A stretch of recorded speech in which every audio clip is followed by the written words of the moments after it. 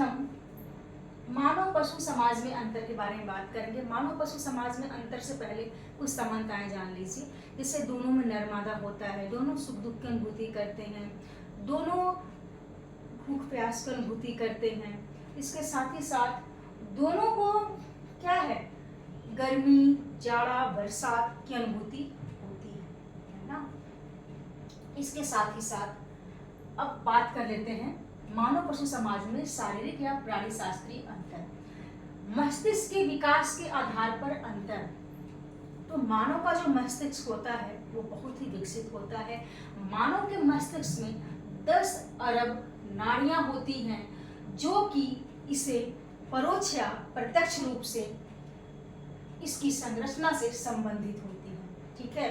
और जो पशुओं का मस्तिष्क जो होता है उतना विकसित नहीं होता है, ठीक है। बोलने की क्षमता के आधार पर अंतर। एक मनुष्य ही ऐसा प्राणी है जो कि शब्दों के द्वारा बोलकर अपने भावों को व्यक्त कर सकता है। बाकी अन्य पशु केवल विशेष प्रकार की आवाज ही निकाल सकते हैं, अपने भावों को शब्दों के द्वारा व्यक्त नहीं कर सकते। खड़े होने की क्षमता के आधार पर अंतर। एक इंसान ही है जो अपने दोनों पांवों पर खड़े होकर के किसी भी कार्य को अपने हाथों के द्वारा करने में सक्षम होता है, और जानवरों में ऐसा देखने को नहीं मिलता है। वो अपने 4 हाथ पांव के सहारे उठते हैं, बैठते हैं, पंजों का प्रयोग करते हैं खाने के लिए, है ना। तो ये बातें हमें देखने को मिलती हैं। हाथों की बनावट। हाथों की बनावट की बात करें तो इंसान का जो हाथ होता है उसकी जो बनावट होती है बहुत ही श्रेष्ठ होती है, बहुत ही अच्छी होती है। उनमें अंगूठों की बनावट जो होती है इतनी अच्छी होती है कि किसी चीज को आसानी से पकड़ा जा सकता है, लेकिन पशुओं में ऐसा देखने को नहीं मिलता है।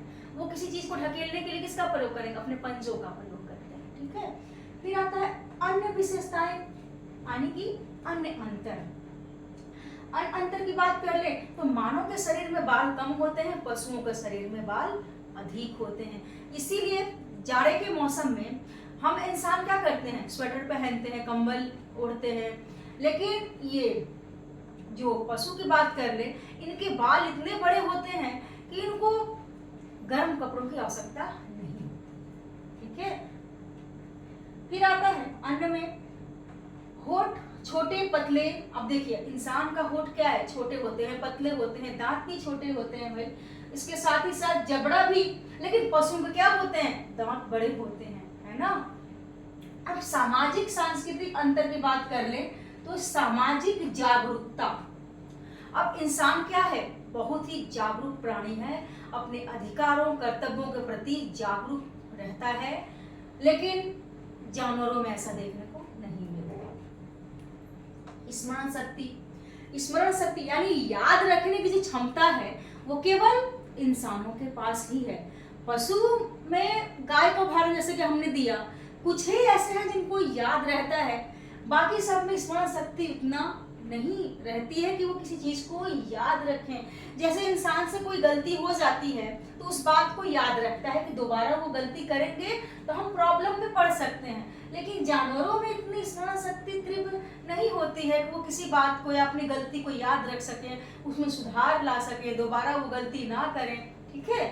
फिर सोचने विचारने के आधार पर अंतर। एक इंसान ही है जो सोच सकता है, विचार कर सकता है, अपने लिए अहम निर्णय ले सकता है, लेकिन पशुओं में ऐसा देखने को नहीं मिलता। सामाजिक जीवन में विविधता। अब देखिए मनुष्य के सामाजिक जीवन में कितनी विविधता है ना। विविधता, बहुत तरह की विविधता हमें देखने को मिलती है, लेकिन पशुओं में ऐसी विविधता देखने को नहीं मिलती। सब एक जैसे ही रहते हैं, ठीक है।